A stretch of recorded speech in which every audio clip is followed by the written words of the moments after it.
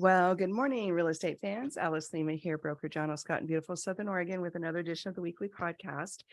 Today, we're going to be talking about closing costs, what buyers and sellers need to know. There's a lot of confusion about closing costs, and people are sometimes really surprised that there's more fees and money involved than just the down payment. So let's talk about that. So first of all, what are closing costs? Closing costs are any of the extra services, fees, costs associated with buying or selling real estate. And that can be prepaid taxes, it can be prepaid insurance, it can be the real estate companies doing the sale or purchase listing. They can also be attorney's fees, court recording fees, escrow, title. There's quite a few on the list, and some of them are traditionally paid by the buyer, at least in the state of Oregon, and some of them are traditionally paid by the seller. But just the category of what is all this money for? It's so you can pay the people to do the work to get the property in your name. So number two, how much money are we talking about? Well, it depends on if you're on the buyer side or the seller side, because the fees are slightly different, at least again in Oregon. So in Oregon, for example, the sellers traditionally pay 2/3 of the title insurance and the buyer pays 1/3. That's not the case in every state, so check with your state. But there's also the commissions. They get paid to the real estate companies. They don't go to the agents, they go to the companies, the agencies. In Southern Oregon, that can be anywhere from 5% to 7% on average. And that's usually paid by the seller. Now, part of what comes up in an offer is that sometimes the buyers who are paying for the lender fees, and if they're getting a mortgage, they have a much bigger portion than a cash buyer would have to pay.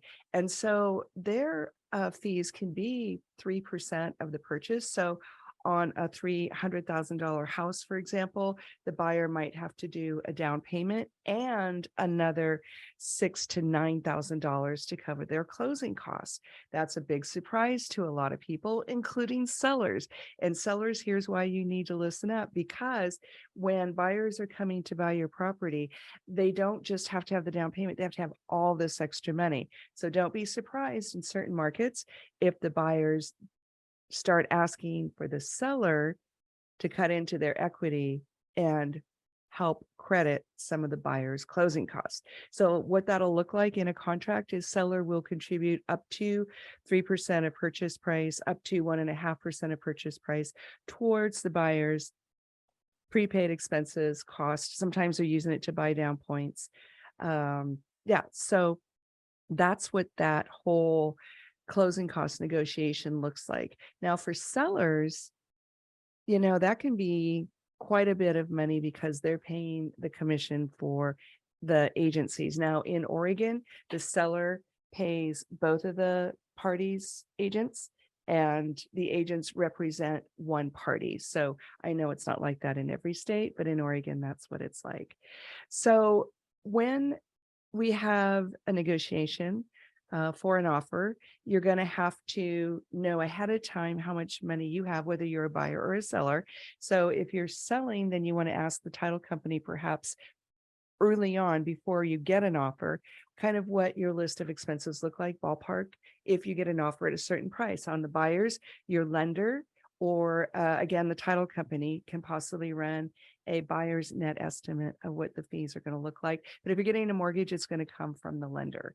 So just be prepared, because closing costs can be a big expense and we don't want any surprises. We want all of our transactions to be happy as much as possible and smooth as much as possible. So please do plan on closing costs. And if you have any questions or need any help with your real estate, please contact me. I'd love to be your agent. My number is 541-301-7980. Give me a text, give me a call, and let's talk about what we're going to do in your real estate life next. All right. Have a beautiful weekend. We'll see you next time.